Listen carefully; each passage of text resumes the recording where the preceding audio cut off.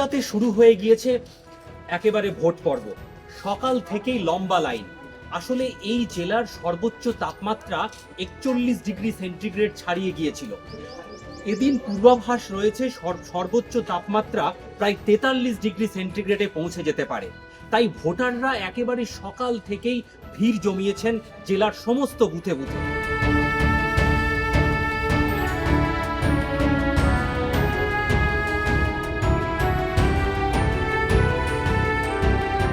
একেবারে বুথে বুথে লম্বা লাইন এবং মহিলাদের ভিড় চোখে পড়ার মতো। সেই সঙ্গে কেন্দ্রীয় বাহিনীর জওয়ানরা মোতায়েন থেকে তারা একেবারে ভোটারদেরকে ভয়মুক্ত পরিবেশ কথা বলে একেবারে ভোটদানে সমস্ত কিছুভাবে সহযোগিতা করছে।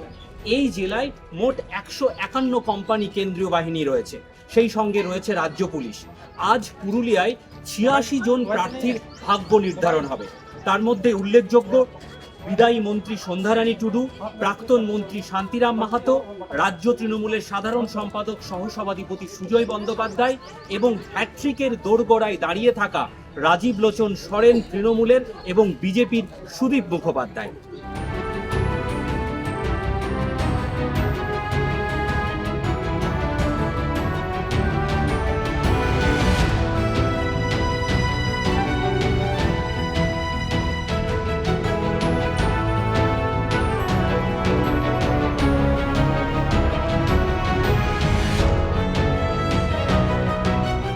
পুরুলিয়া থেকে ক্যামেরায় অমিত লাল সিংহের সঙ্গে সুমিত বিশ্বাস, সংবাদ প্রতিদিন.in।